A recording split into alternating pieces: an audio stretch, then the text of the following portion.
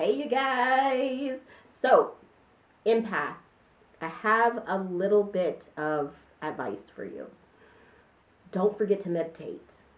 Don't forget to meditate. If you don't know what an empath is a highly sensitive person who essentially can have the ability to emotionally put themselves in the shoes of other people. So those other people oftentimes don't need to express that they're feeling joy or hurt or sadness or pain or depression or anger, because the empath feels that. They feel that on an emotional level. And honestly, but guys, every person has the ability of empathy within them. It's just we as human beings have become so individualistic. We've separated ourselves from those days when we connected with the earth and the elements and water and fire and dirt and air and we as human beings, we valued the spiritual element, the cosmic element of our life. We've gotten so far away from that, and we're often going against our basic human nature, which is to connect. Social media makes it seem like we're connecting, but we're really not connecting. And right now, for empaths, this is a hard time. If you're really not cultivating, okay, I know that I'm an empath, I'm accepting it, and I'm doing the work. If you're not accepting it, if you're not doing the work, that's what's going to lead to anxiety disorders.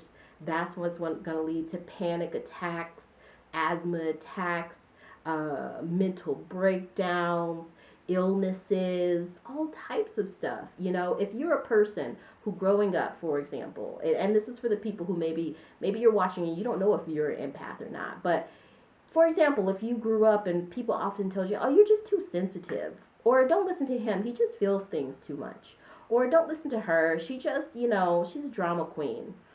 If you got told that a lot, and if you saw as you got older, a lot of people would come to you, especially in times of need when they needed sympathy, or compassion, or just simply a hug. If you were that person where people, even people who you knew for a very long time, or people who, were basically strangers to you, they felt that you were that warm, sort of open individual that they really could go, and if they needed a laugh, if they needed a hug, they felt like they could go to you.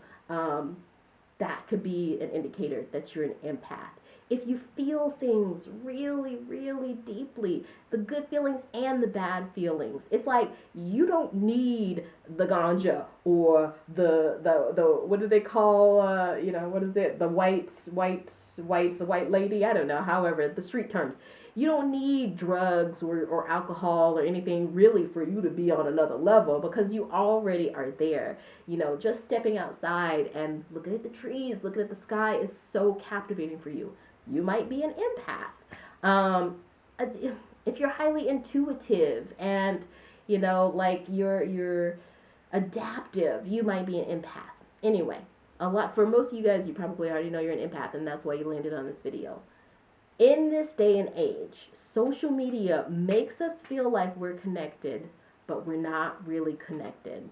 And there are studies that are proven this, especially with teenagers. I mean, teenagers, you guys know that I'm always going to advocate for marginalized groups. Young people is that thing. I'm always going to be an advocate for the youth, for children, for young people, because they are our future. And right now, teenagers are spending, on average, I think 3 hours a day on social media. Most of them have body image issues. A lot of them have eating disorders. A lot of them have depression and suicide thoughts. I mean, it's like we keep going down this route of, we don't need nature, we don't need spirituality, we don't need faith, we don't need family, we don't need love, we don't need marriage. All of these things as humans that we've always had such a connection with.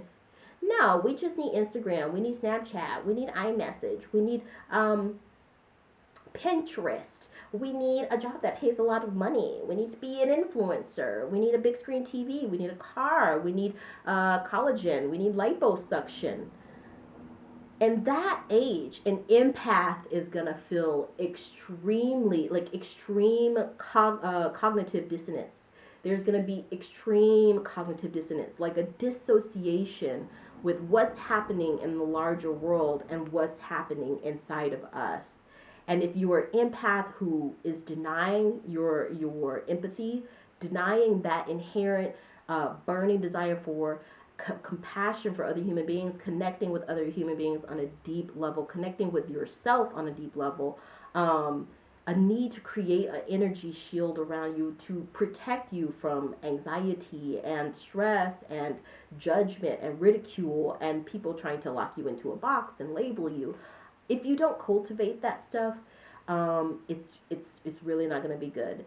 And one of the easiest ways for an empath to relieve stress, relieve anxiety, to be comfortable and confident in that person that you are, those passions that you hold, is meditation.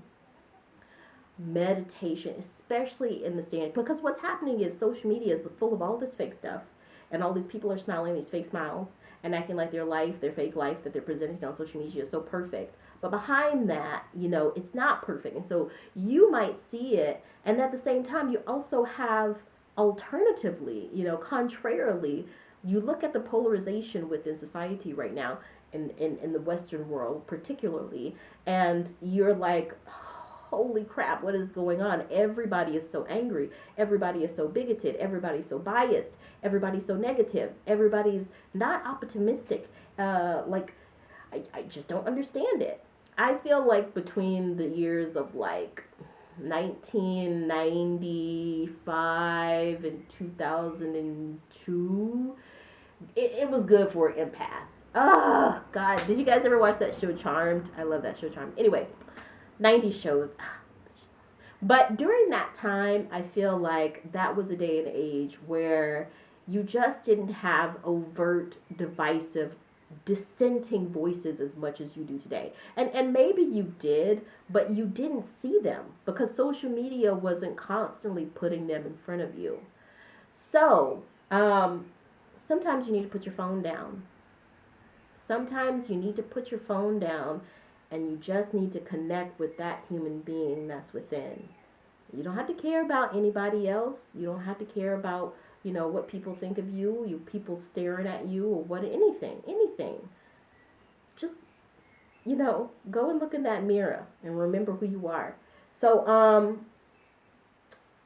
let's do a little meditation together. That's what I thought that we would do. And I want to do it the way that I was once shown at one of the Shambhala centers in the U.S. I used to go to Shambhala. If you're located in the U.S. and you're looking for a meditation place or meditation groups or some courses or insight on how you can meditate, I definitely recommend looking into the Shambhala centers. They're all over the U.S. in most major cities, and there's usually an actual Buddhist monk who will lead it, but there's also sometimes volunteers. So one of the Shambhala meditation, and I'm Catholic, you can literally be Catholic, Jewish, Muslim, Sikh, Baha'i. You could be any faith, you could be atheist. You could be any faith doctrine, and the benefits of meditation still rest there, What she recommended me to do was go to my timer and to just put 10 minutes on the timer. If you can put 10 minutes on your timer to meditate every day, you're going to realize you feel less anxiety. You feel less of this. I think what social media does today is it puts this pressure on us to mold ourselves into other people's standards, or to fit ourselves into other people's labels. It'll kind of lower that back and make you remember who you are, the essence of who you are. It'll help you focus better, like really just on a basic level. And right now is the day and age of the narcissist. Meditation will make narcissists so apparent. They will make the abusers, the narcissists, the problematic people in your life, on the street, in the train, in traffic, at the movie theater, in the mall, and it'll make it so much more obvious to spot them out. So every day if you can, just go to your timer on your phone, set 10 minutes, and just meditate. Just meditate. So for the purposes of this, I'm going to set 2 minutes. Okay? Okay. So what you want to do is you want to either sit down on the carpet or the floor, whatever it will be, and with a cushion, and or you can sit in a chair. Like I'm sitting in a chair right now. I often will meditate just right in the chair. And you want your feet planted firmly on the ground, and your shoulders, your hands, they're quite parallel. Your knees are parallel to one another. Your feet are parallel to one another. And you're just sitting kind of comfortably. You don't have to work too hard to hold yourself up. You're just balancing yourself. And if you're deep in stress, and by the way, your eyes, my meditation instructors would tell me, especially even to the Buddhist monks, they would say, let in a little bit of light into, so, you can almost close your eyes. Like my eyes are ever so slightly open right now. I don't know if you can tell. And you just let a little light in. Now, you can take deep breaths.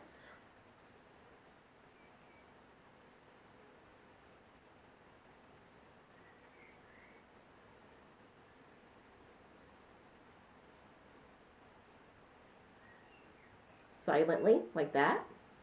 We got 40 seconds. Or, which I'm like instructing through this. So this is like an instructive meditation. Or you can take Ujjayi breaths. And I love Ujjayi breaths. Ujjayi is great for pain reliever, for stress relief, and it's where you make your breath audible.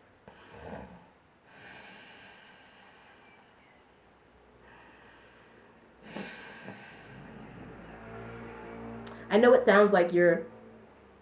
Okay, so we're like at 7 seconds. It's going to go off in a second.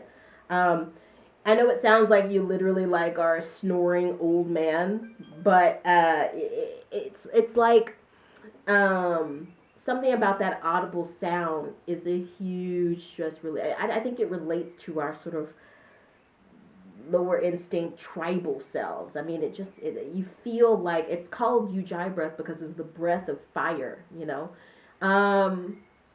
Yes, meditate. And, when you meditate, you can also just focus on your breath and try not to have your thoughts intrude. You can just basically try to clear your mind fully. You can either do that or you can recite a mantra. I often say, may I be happy, may I be peaceful. But, whatever it might be, you could say, I hope for world peace. You could say, I pray that God intervenes in my life in this problem. You can say, I want to be one with nature. I wish to be one with nature.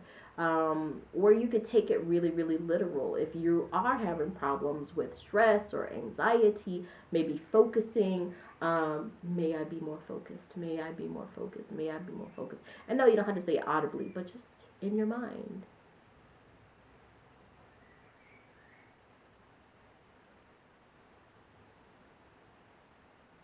It's going in my mind, may I be more focused, may I be more focused. Yoga also really, really helps, but I hope that this is helpful, guys. I look at what's going on in the world right now, and I'm like, oh my God, this is just the gauntlet. This is literally a gauntlet for empaths.